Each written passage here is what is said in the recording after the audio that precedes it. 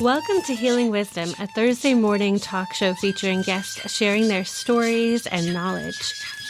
We discuss the healing aspects of the arts, metaphysics, social justice, and adventure through all types of terrain. So join me, Pandora Peoples, here on WOMR 92.1 FM in Provincetown and WFMR 91.3 FM in Orleans. We're streaming worldwide at WOMR.org. Good morning, Cape Cod.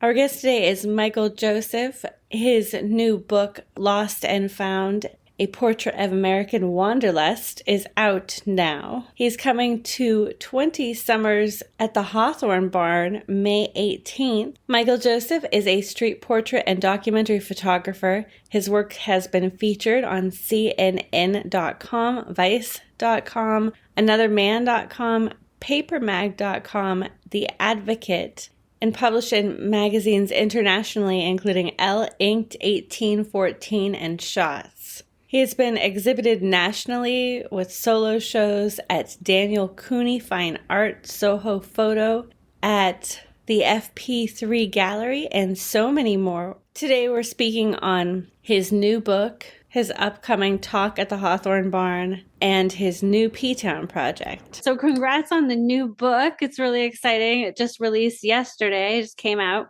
Yeah, thank you very much. So the Provincetown project, it's called Wild West of the East, started while I was in the middle of the other project that I just released the book about. And I have been going to Provincetown for a long time, and I thought, it might be a really good place to do a portrait project, but I didn't really know exactly what I wanted to do.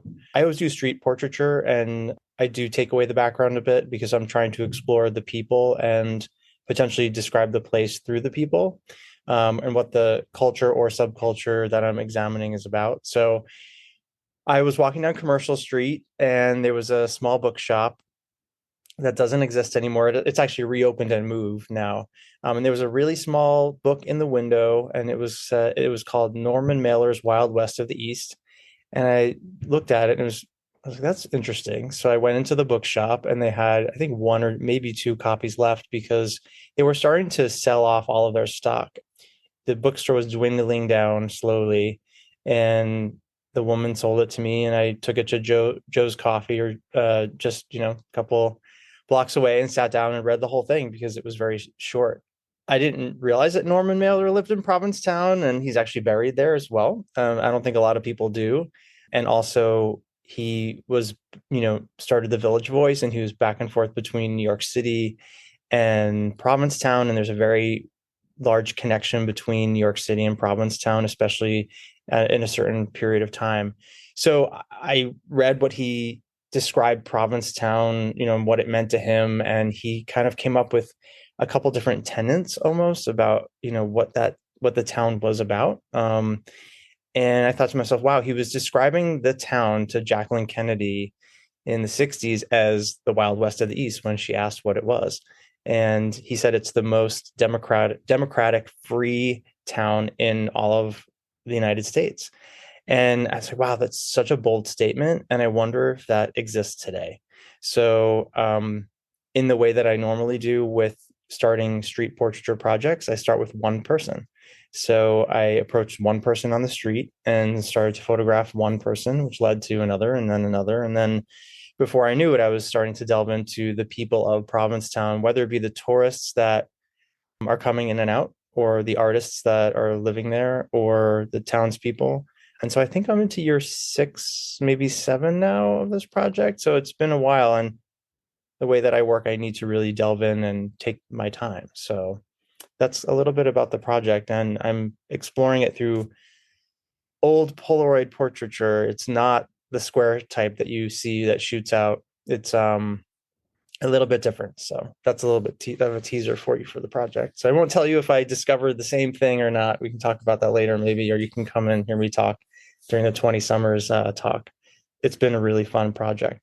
Cool. Well, that sounds really exciting. I mean, who wouldn't want to open a book or go to a gallery show and see both, the tourists highlighted who come to see all the performers and the performers themselves? It sounds the people who come to watch the entertainment think of themselves as being like flies on the wall, not a part of the action, generally, I'd say.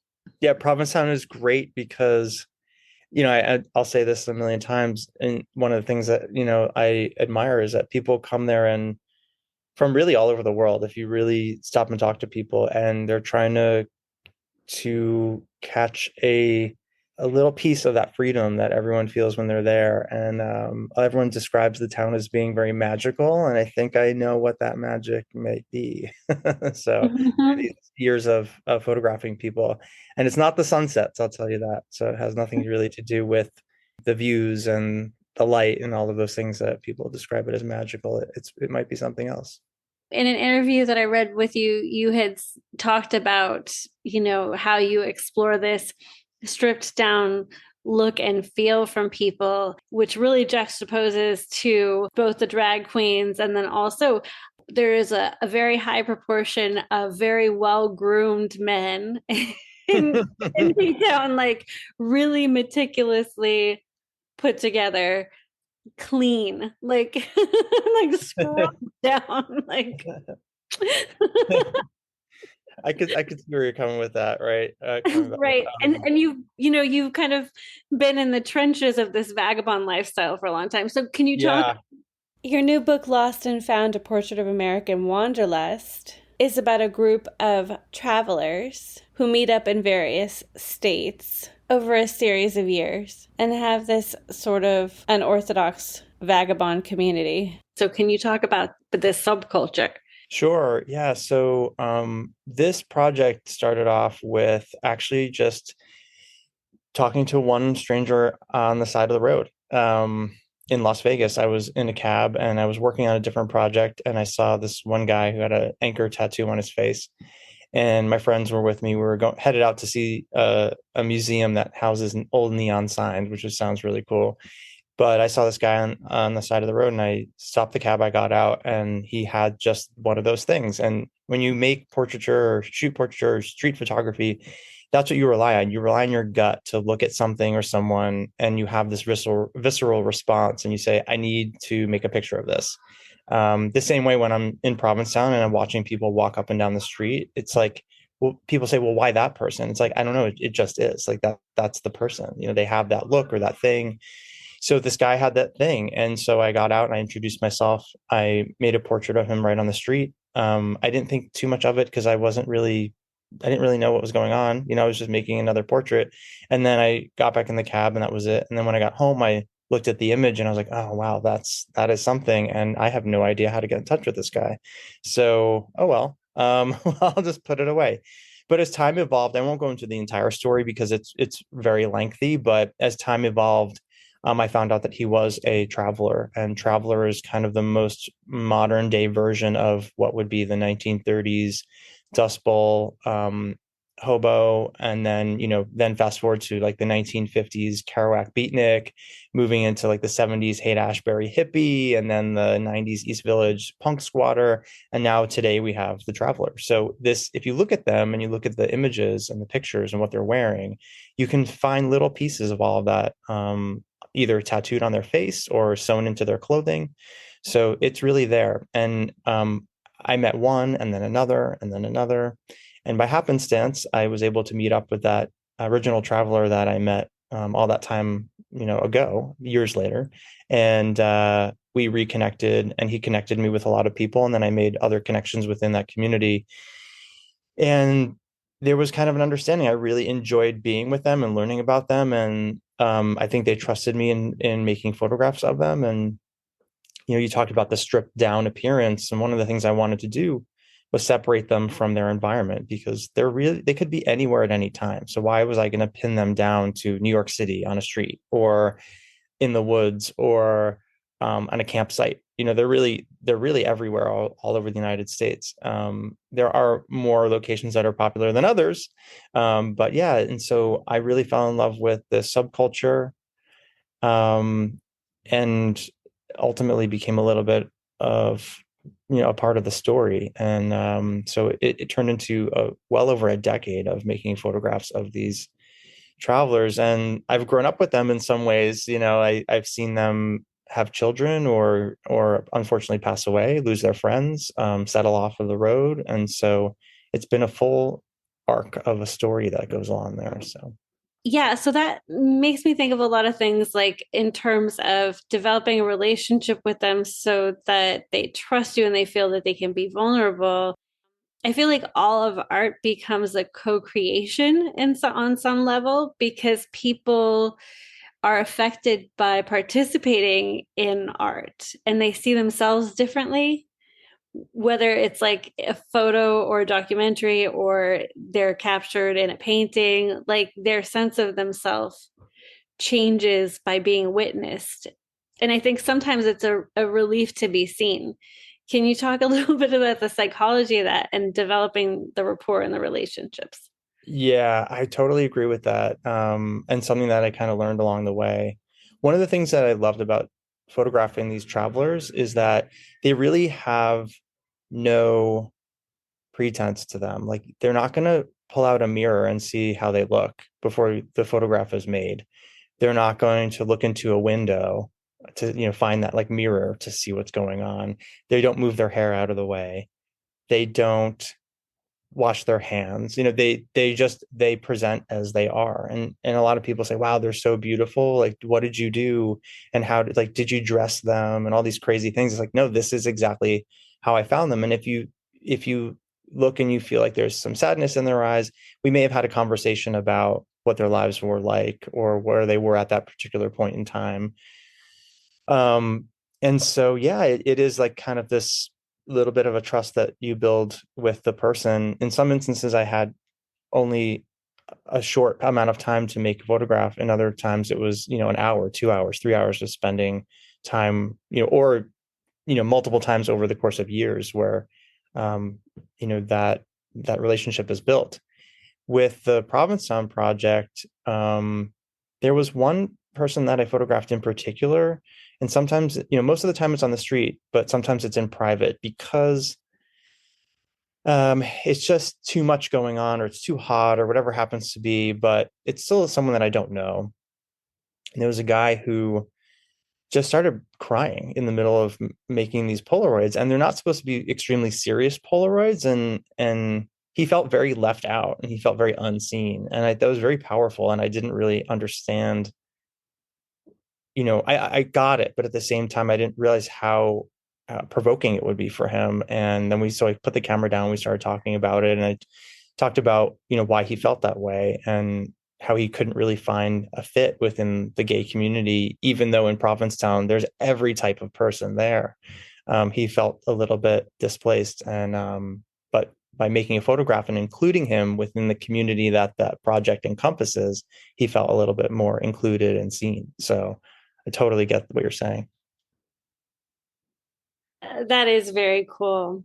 That is very, very cool. Yeah, I mean, I feel like the more stories I wind up hearing from people, the more that I think that being witnessed is just so important for people to feel kind of empowered or just whole, or that there is a belonging just in being even witnessed by one person, you know? Yeah. One thing I'll say, which is, you know, I hate to say this, and it may sound kind of like obvious, but I feel like everyone's on social media and like especially Instagram, they're looking for those likes and they're looking, it's a way to kind of feel included or seen in that same way. But nothing will ever really beat that face-to-face human interaction that you're having. You can get the likes on the screen and you can get someone making a comment, and that's great, but it just isn't the same. So that's another reason why I love photographing people, especially obviously in real time, because you have to make it. It doesn't make itself, right? So, and you have to interact with that person. And when we start, we're strangers, and when we leave, there is some type of closeness and a connection that's built, or we've had a conversation that maybe, you know, there's been a revelation, or they don't tell other people those things. And so I hold a lot of those things private, but at the same time, you're right. I mean, it's had that has that witness aspect to it. And I hope that's what comes through in the photograph sometimes. It does. It does. There's an intimacy there. Can you speak to photographing in black and white? Because it really changes things, right? It does. And it's funny because some of those portraits from the Lost and Found series are unbelievable in color. And everyone always asks me, well, how come it's not color? I always saw it as a black and white project. I felt like there's a little bit of like an aged presence of the way that the travelers look. And I wanted it to be almost like a nod to the past where you're thinking of that Dust Bowl era. Mhm. And, as they didn't have, it was a lot of the black and white photos and more on the documentary side of things. And I just loved how it looked. And I shoot in color, and I actually pay attention to the color when I'm photographing it in some ways, because I'll move someone to like a background, maybe that's blue when they have a lot of blue, make it stand out, or something contrasting or complementary, I mean, color wise. But yeah, I mean, there's a couple that are just wow, fantastic in color, but color is distracting in my opinion. And if it doesn't add anything to the meaning, like there's say someone's wearing a very bright red button somewhere, that's like the typical photo thing, the red balloon. Everyone always focuses on that and think, wow, Mhm. look how colorful that is, but they're not seeing the person anymore. And so this project was more meant to be about the people and the details of the clothing, but I think you can appreciate that more in black and white, and you look in the eyes more and get less distracted about the colors that are present. With the Provincetown project, it was for me a no-brainer that it had to be color. Mhm. I mean, it's so Yep. vibrant, and color is such a statement for the people in Provincetown who are walking down the street painted a certain way or wearing something specific. Color is a form of expression in that town in many ways. And so why would I strip that out? It doesn't make any sense to me. Yes, it offers a like a more of a documentary photojournalistic aspect when it's in black and white, but not for this. And it's meant to be more fun, and color's fun. So What do you foresee with this Provincetown project? good question. I'm I would say at the peak of that right now, maybe a little bit on the decline. I have certain things that I thought in the beginning, and I'm figuring it out. Now I'm like in the middle portion of it, and I've discovered a couple new things along the way. I've kind of wanted to delve more into the history and maybe find some people who, and this is a more of a challenge now, right? Find some more people who've been there longer, get a different type of person, so to speak. I think I've covered some bases that I found there, and I think I'm good with that. But get a little bit further, see how much deeper I can get with the people that are there.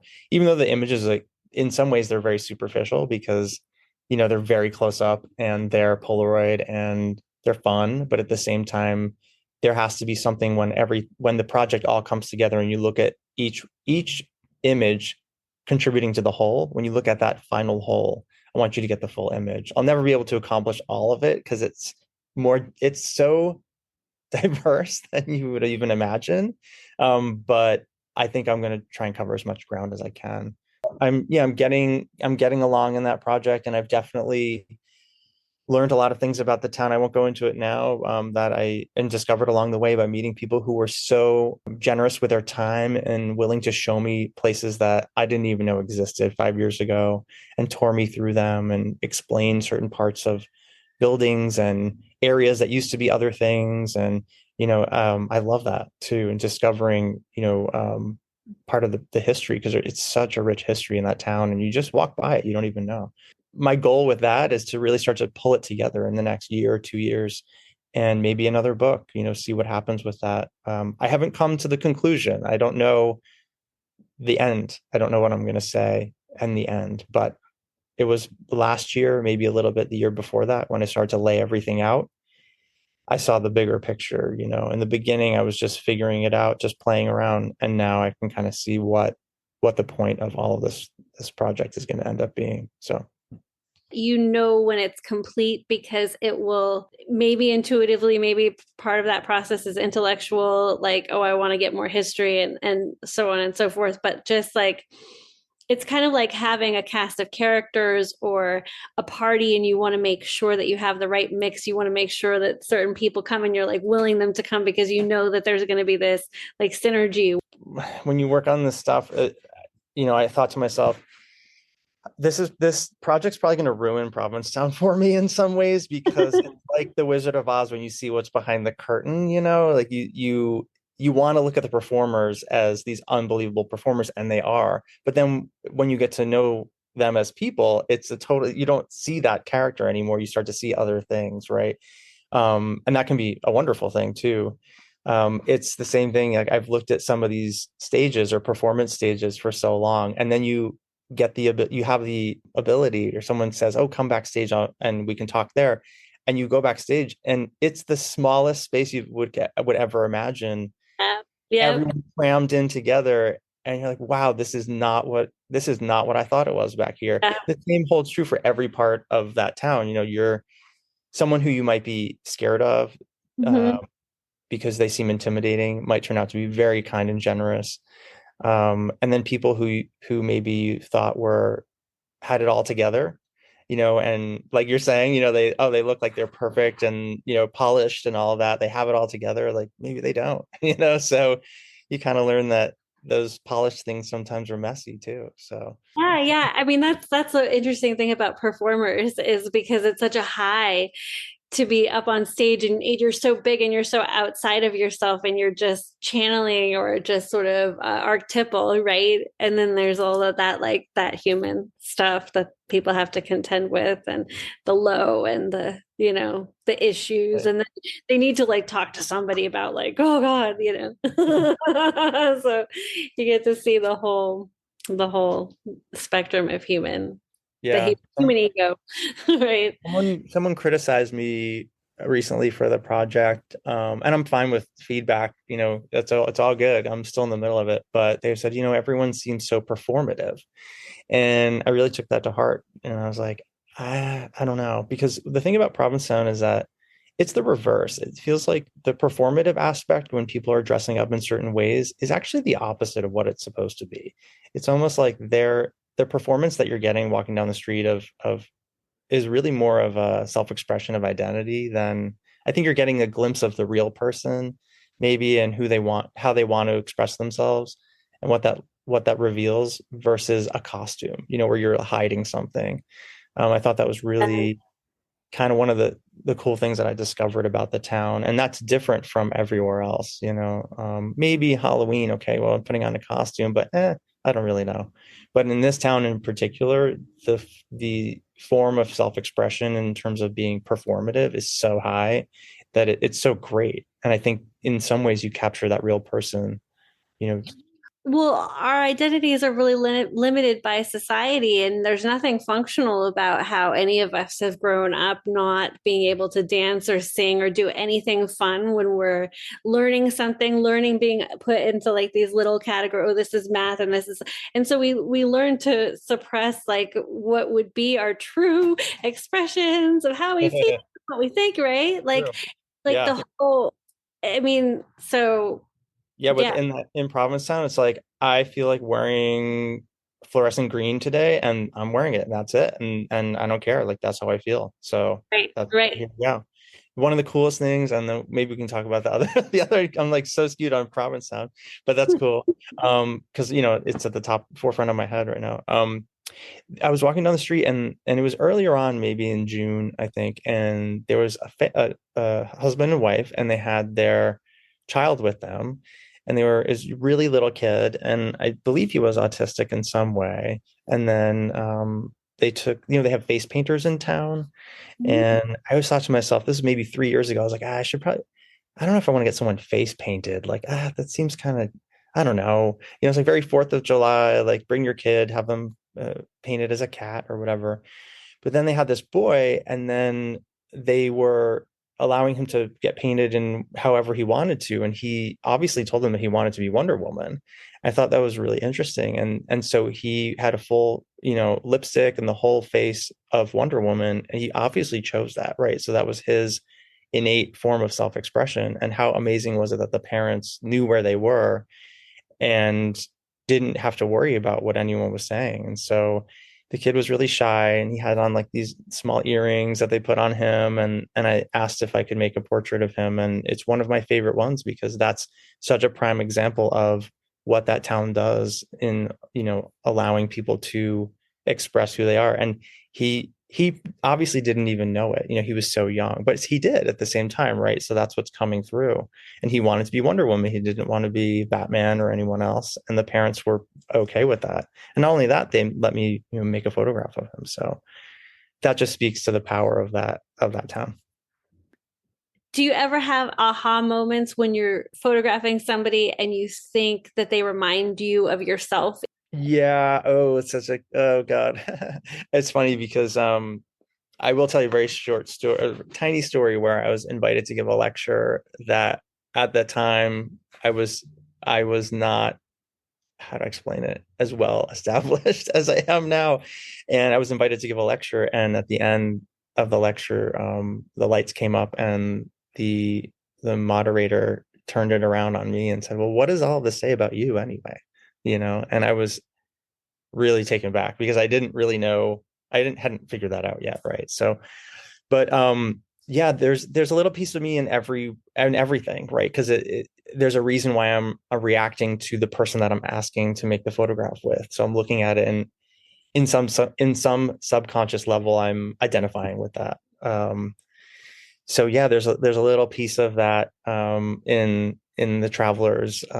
It's not, obviously I don't share their story completely, but yeah, I within their drive for wanderlust or their feeling maybe other at some times, I've obviously felt that, and their drive to escape kind of that whole life pattern of, that society has prescribed for you. Like, I feel that as well. I think a lot of people do. So it was a chance for me to kind of have my own adventure in a way, and delve into that a little bit deeper, and and that's my photographic journey, right? And so there were no rules. I'm making up the rules as I go. I'm doing whatever I want. I'm shooting however I want. And that's kind of the beauty of it. So that's why I love photography. It's always an exploration, a discovery, especially when you're dealing with people, because you don't know who you're going to meet and how they're going to change your perspective or how they'll change your life. So I love it. Yeah. Yeah, and I think that they're doing something that a lot of people have dreamed of, is having that level of freedom. The fear of the unknown is usually so much stronger than the fear of the known for people. Yeah. And these folks are just embracing the unknown all the time, right? In every way. Yeah. In some ways they don't have a choice. In some ways they need to, right? But I always say, I'll talk to people who just don't get it and they don't understand. I'll say, have you ever traveled abroad? Like, you're in a foreign country where you're somewhere where you don't know anyone, no one knows you, you don't know anyone. Have you ever felt this overwhelming sense of freedom that you could do anything or say anything or be anyone when you're abroad? Because you don't have to, there's no self-regulation. You don't have to worry about what people are going to think of you. It doesn't matter. You can go to that restaurant, eat by yourself at the bar, or grab a table with a book and not be like, wow, I'm alone sitting at a table. What are people thinking of me? It really, you just explore however you want, and you're away from everything that and all of those worries kind of disappear. That's that high. I think that freedom, that's as close as I could get to explaining what that is for them. But realize that freedom comes with a huge cost. Like, I don't want to romanticize their lifestyle. It is brutal, and it is not easy in any way, shape, or form. That's life, with the unbelievable, amazing things that you'll find along the way comes struggles. So that they're leaving some struggles and being faced with other struggles that are more real struggles. But it's on their own terms, right? So I think that's where the freedom comes. Thank you so much, Michael Joseph, for joining us today. It's been a pleasure. Same here.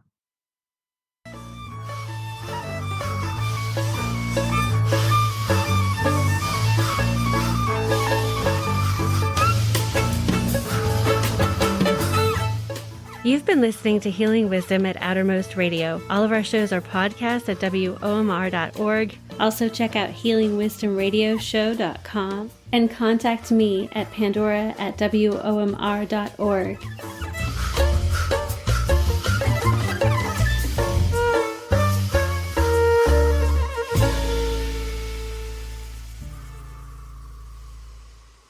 Our theme music is provided by Mason. You can find her website at masonmusic.com. That's MAESYN.